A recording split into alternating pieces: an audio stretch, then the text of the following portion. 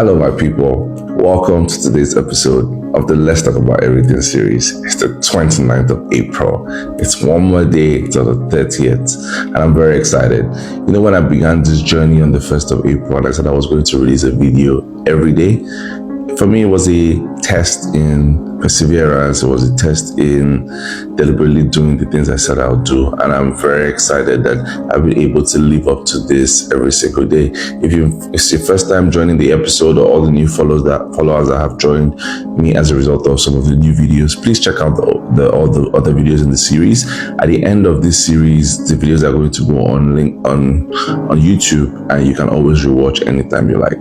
Today, I want to talk about something light, and it's why do Africans reverse Japa, or why do Africans do reverse migration? Now, reverse migration is a concept where a lot of Africans that are living abroad, UK, US, Canada, Dubai, Abu Dhabi, are starting to move back home to Africa.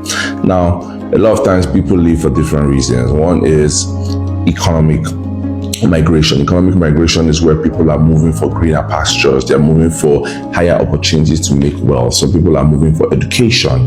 So they're moving to get access to better education, or education that serves them in the global playing field, especially recognizing the importance of original English speaking degrees from countries like the UK, from Canada, from the US. But right now, a lot of Africans are beginning to move back to Nigeria. And we've been seeing this trend for a couple of years now. So for a lot of these people, they have chosen to return back to Africa for different reasons. And so I asked about 30 people that have recently moved back to different countries in Africa why they have chosen to move. And I have isolated 10 of these responses to share with you. Let's see whether we can find some resonance there.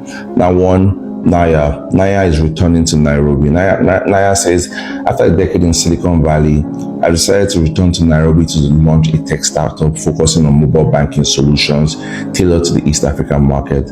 I've been driven by the desire to apply my expertise in the region with booming mobile money innovation. Very interesting. Safaricom is doing excellent things in the East African market, but there's still a major opportunity for people that are interested in creating even more niche solutions within the mobile banking space. We've seen a lot of focus by venture capitalists like Y Combinator, like Techstars on the African space, and a lot of them are backing fintech companies. They're backing mobile banking companies. So I can definitely see what Naya plans to benefit from moving back to Kenya. Now, James, amazing. James is moving back for agriculture in Ghana. So James says James has been working as an agricultural scientist in Brazil, and he moved back to Ghana to apply his knowledge in sustainable farming practices. He says, I'm starting up a farm that uses modern technology to increase crop yields and teaches local farmers these methods. Apart from wanting to give back, I see a lot of opportunity in Africa for more sustainable farming practices that can lead to significant benefit for myself and any investor that chooses to join me in this journey. I believe that my expertise will be able to attract the relevant investment that is required to truly domesticate some of these sustainable farming practices in Ghana, and I look forward to achieving great success. Amazing. We definitely need an agricultural revolution in Africa.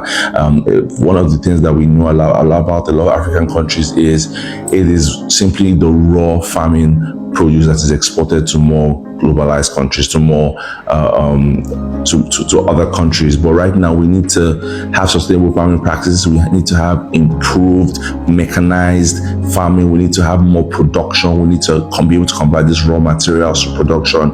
And if James is able to achieve this, then he'll truly be able to provide an agricultural revolution in Ghana. Fatima talks about, so Fatima is from Morocco, and she's going back with a healthcare mission in Morocco. So I trained as a nurse in France, and I'm returning to Morocco to contribute to improving rural healthcare.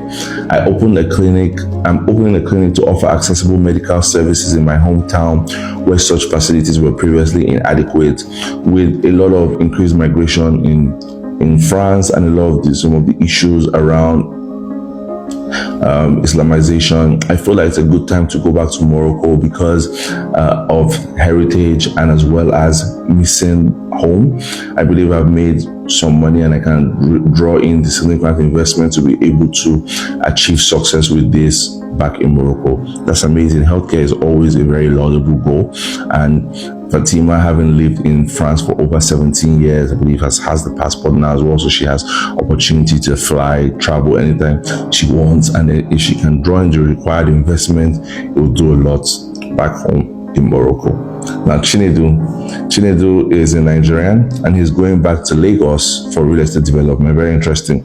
He says, after years as a real estate analyst in London, I'm returning to Lagos to start a real estate firm that develops affordable housing, motivated by the city's housing crisis and the potential for impactful business opportunities.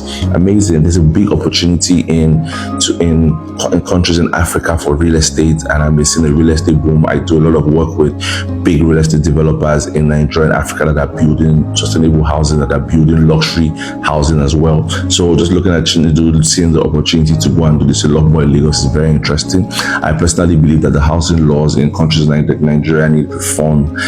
The Land Use Act really needs to be repealed and certain things changed. It will be interesting to see more freehold properties in Nigeria rather than some of what we find existing in the current real estate space. So if Chinedu can bring some of these changes to Lagos, it will be very interesting. Next story I have is from Amina. It says she's going back to Somalia to start an educational non-profit.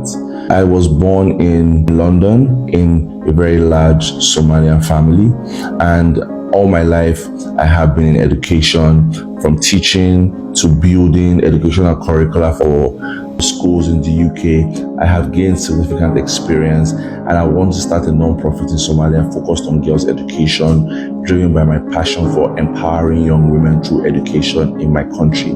I see Somalia in a lot of negative indices around different things where education is concerned, and I hope through the work of my non-profit that I'm able to bring significant change in Somalia. This is great. This is one of the ways that Africans that we move out of Africa can give back to Africa by creating non-profit around different things. And it's very interesting to see Amina's plan to bring her educational non-profit to Somalia. Now, Kwame is doing a renewable energy venture in Accra. Now, inspired by the work of a clean tech startup that I work with in Germany, I've decided to move back to Accra to launch a similar company specializing in solar energy, helping to help Ghana capitalize on its solar potential and reduce reliance on fossil fuels. This is very, very interesting. There's been definitely a rise in the look at alternative sources of energy, especially in Africa. Solar energy has continued to thrive for a couple of years, but there is opportunity to do these things at scale. There's opportunity to create more things in clean tech, and it will be very interesting to see if Kwame can definitely bring this technology and drive the required financing in Accra. Now, Leila is returning to Cairo, Egypt for art and culture. As a successful artist and graphic designer in New York, I'm returning to Cairo to open an art gallery. Amazing. I want to promote contemporary Egyptian art and culture, contributing to the local art scene, which has seen and I believe there is immense untapped potential. I believe that I can, through my personal art as well as bringing together a lot of the artists in Cairo, we can begin to export our work to the world and lead to greater appreciation of African art. From interacting with people in New York, I see a lot of opportunity for African art. So I hope that from Cairo, we're able to scale to different parts of Africa, from Dakar to Nairobi, to Lagos, to Accra, to even Togo. I see immense opportunity to tell our stories through art and culture. Amazing, Leila. Amazing. I definitely see a lot of opportunity to tell more stories in African art. I've been to observe a lot. I've attended a lot of art events, even here in the UAE, and there's this potent interest in African art. So if Leila is able to, and even in the Middle East, there's a lot of interest in Egypt and Cairo. So if Leila is able to significantly help even the local art scene to reach a more international audience, it will be such an amazing thing. Trevor is taking a legal practice to Johannesburg. After gaining extensive legal experience in London, I've decided to move back to Johannesburg to open a law firm that focuses on civil rights cases, aimed to combat inequality and support social justice initiatives in South Africa.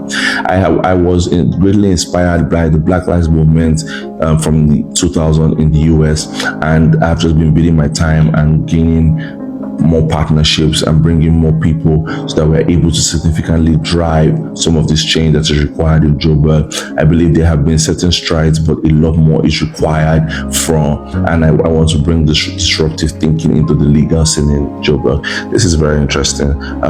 Civil rights, inequality, social justice, these are things that we ignore a lot in Africa. And one of the things that you can do as a diasporan that has learned from more mature economies and seen how things are done is to take this a lot more to Africa. So I really loved what Trevor is trying to do with his legal practice in Johannesburg, and I wish him great success. Sarah says she's starting a culinary school in Dakar. Amazing. As a chef, I studied and worked in Paris. I'm moving back to Dakar to start a culinary school that combines French and Senegalese cooking techniques, promoting culinary arts in a region rich with unique flavors and dishes. Through my local roots in Dakar, I was able to take a lot of these dishes to France and combine with French artistry. I've learned so much, and I believe that I can significantly drive success in Dakar, both to the local scene as well as the growing expat population in Dakar. I have missed the vibrance and energy of my home country, and I really look forward to succeeding. This is amazing. There's always this running battle amongst from Senegal to Nigeria to Ghana about who owns jollof. Senegalese, they have wolof, or they believe they are the first jollof, while Nigerians believe we have the best jollof. So it's always very interesting to see an interesting take by different people on the culinary scene, especially back in Africa. And I wish Sarah a lot of success. Now, Isaac says he's starting up an IT training center in Kampala after over a decade of experience in IT in India. I am returning to Kampala to establish an IT training center, providing young Ugandans with the skills needed to compete in the global digital space. I'm beginning to see a lot of increase in grants that are going to Africa where certain things are concerned, and I definitely see an opportunity to really contribute to the local space in Kampala. Amazing. These are 10 stories that I have shared, and when you watch this video, please, I would like you to share if you return back to Africa or you plan to return back to Africa. Please share what your reasons are. But it's so interesting to see the African diaspora with that powerful interest and desire to go and create more impact in Africa. Someone asked me as well, would you move back to Nigeria? And I said yes, for sure, because when I moved out of Nigeria initially, the goal for me it wasn't directly linked to the need for economic prosperity.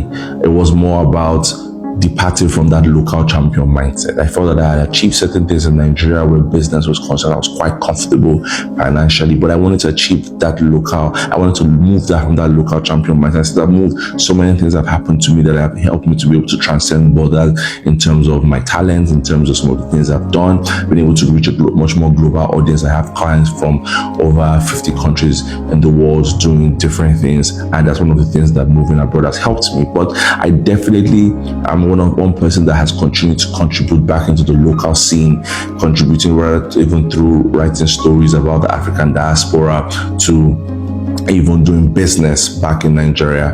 And for the right opportunities, I would definitely move back to Nigeria. So if you're watching this video, please share with us in the comment section what would make you move back to Africa, what would make you move back to your home country, and if you're recently moved, share with us as well. Thank you very much, guys, for joining today's video. See you tomorrow.